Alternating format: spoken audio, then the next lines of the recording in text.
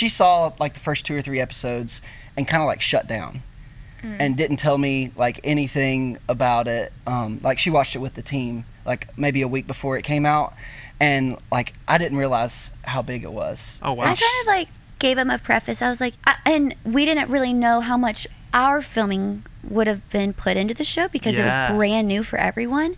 And I remember coming home that night that we watched the first 2 episodes, and I was pretty quiet, but I was like, well, I don't think you know how much actually the coverage of us that's actually in the series. And Will was like, it's gonna be fine, like we're gonna navigate it, it's gonna be fine, like it's probably not as much as what you're thinking. I was like, okay.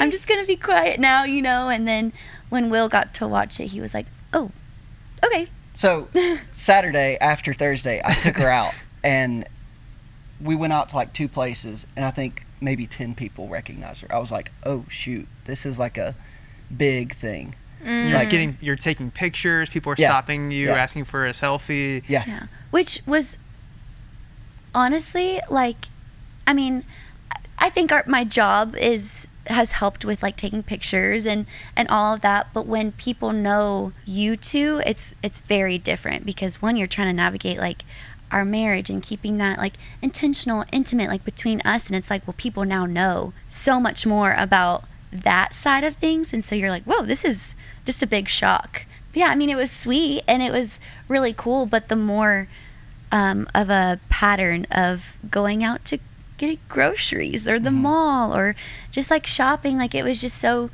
random, like I don't know, it definitely like fires up that like protective instinct. Because like I'm very, very observant when we go out, and like we're walking and I'm like just looking, and I notice someone over here, like that's, and I'm more heads like, up, la, heads up, someone's like, coming from your right. And Will's like, hey, just letting you know there might be someone coming up, and then like 5 Middle seconds school girls, later. Goodness gracious, watch out. They are shameless. But they're sweet. I love They them. are. They're awesome. I think navigating this whole thing is like, I never want someone's interaction with me to be anything that's different than what they see in the show. And like, I hope that people see me. Like there's no different Reese on screen than off screen. And so I just hope that every interaction that I have with someone, it's genuine, it's authentic, and people see me for me and nothing different. But I love it. I love when, because I've been in those shoes of fangirling over someone, even though like that's a weird concept that I'm the one that's being fanned over. That's just weird. But I've been in those shoes, and I always want girls to come up and like share the same experience that I've had if I've seen someone on the street.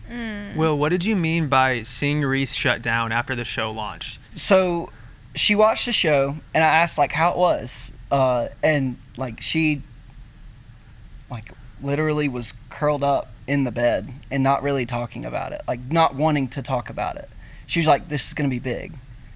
And that's pretty much like, I could tell there was like a lot of anxiety with it. I'm a people pleaser, and I think knowing that I had like a few more weeks before this dropped, that people were going to see so much, like truly my whole like rookie experience and our, navigating, trying to plan a wedding and all of that was going to be filmed. I think to me, when I do get overwhelmed or anxious or worried, I do shut down, and I do have to like contemplate and like meditate on things and think about it. And I think that was like my shutting down almost of like, oh my gosh, like what are people going to think about our experience and my journey? Was there fear in there as well, or was it more just like so much information overload that you didn't really know what to think? I think it was like a mixture of both. I will say one thing that like really made me anxious and worried the most was I'd only seen 2 episodes,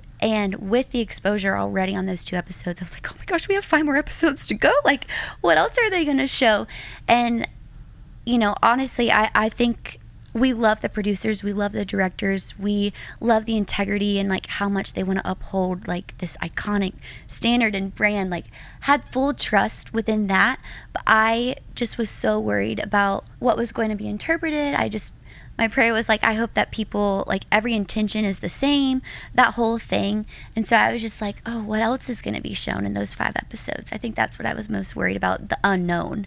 And like a lot of time had passed at that point, and they probably recorded so many hours. You're like, what could you piece together? Like, what moment, what weird glance? Like, you're like, I surely don't remember yesterday. Like, what could have happened in that span of time? I can imagine there's some anticipation building there. Did you end up watching the rest of the 5 episodes together, or? We did. I watched the first 2 when it dropped. Yeah. And then so I do remember this. Guys, I keep hitting this. I'm sorry. Oh, you're good. I do remember this. It did drop on a Thursday, and that was the first day of training camp. And so my mental focus was like, I've got to be focused on training camp. I want to make sure like nothing is interfering with that. And so we watched it on Saturday purposefully because we didn't have practice then. And we watched, I guess, the remaining Netflix 5. actually came and filmed us watching 2 or 3 of the episodes. But then we still watched them together. Yeah, we though. watched them together. Yeah.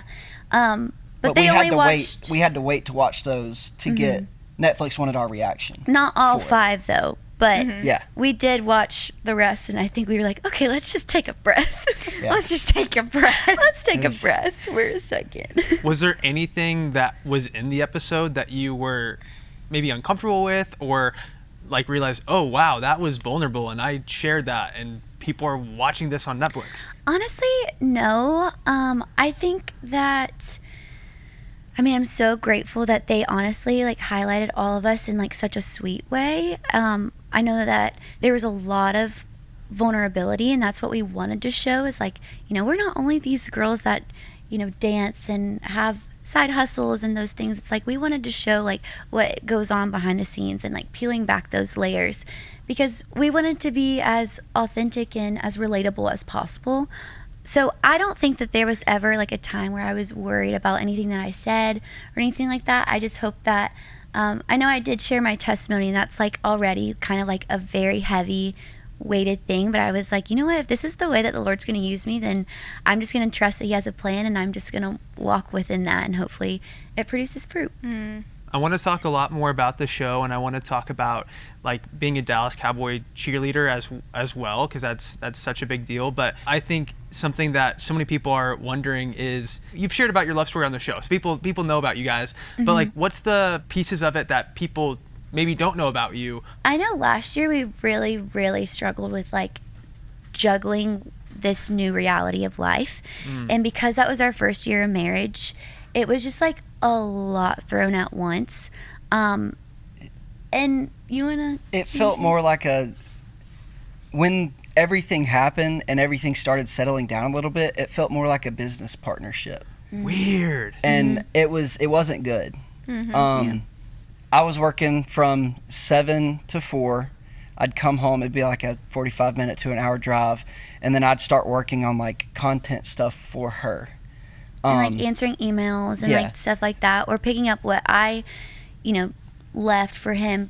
Then I went to practice. So like the hour that we had when I got home before she left for practice, it was like all business, and it wasn't like, That's sad. hi wife, like anything like that. Yeah. So and then when I would come home from practice, it was like, late. 10 o'clock, and I'm we'd exhausted eat by and that then point. go to bed. Yeah, and that's it. And so I think like trying to, obviously every marriage is different, but when you have your friends who are newlyweds and you're like, well, our life doesn't look like theirs, and it's not supposed to. I felt like there was literally no similarity. And so we felt like it was, like Will said, kind of this business partnership. And I was like, man, like something has to give. And I don't even know if until like after season we really like changed around things. I know I stopped working at my flower shop that I was working at, which was really sad, but like they are such a sweet community that they really understood everything. And I needed to prioritize one, like my faith, and I knew that was like all jumbled up within my priorities. And then also like our marriage, and that to me, like we were someone explained it best to me, but kind of like these sailboats that just crossed at night, and we needed to change that. I commend you guys for your vulnerability on that, because while your life looks probably different than a lot of newlyweds in their 20s with like everything going on. I think that's a sentiment that a lot of people feel, because like a lot of people that get married in their 20s, your 20s are usually your hustling years. Like you're working really hard, you're building things, you don't necessarily have a set routine, you're kind of like doing everything all at once. And then to introduce a marriage into that, it can feel like you said, like ships, we're all like on different paths all together. But working on like that unity and that oneness, what were some tools that you maybe learned from mentors or that you like picked up along the way that worked for you guys to kind of rebuild that and bring you closer together, even the midst of such a chaotic life? I would say personally, everything was just all jumbled. I felt like there was no order or structure, and like I'm a very structured person and I need that for me.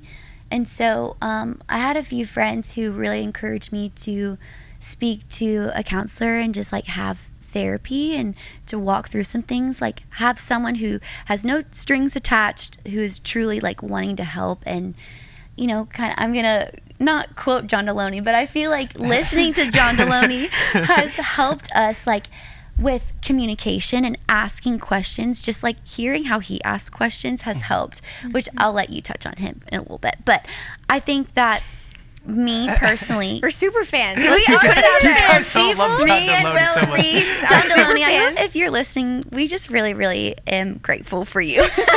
You're constantly in our car. We'll have to FaceTime him after this. No. Literally. Oh my gosh, that's so cool.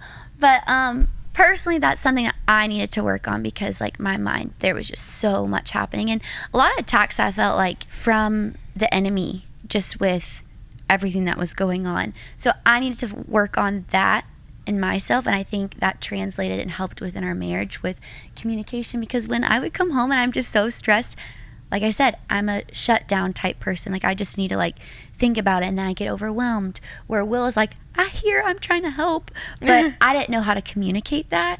So I think like talking to someone and getting the help that I needed helped our marriage.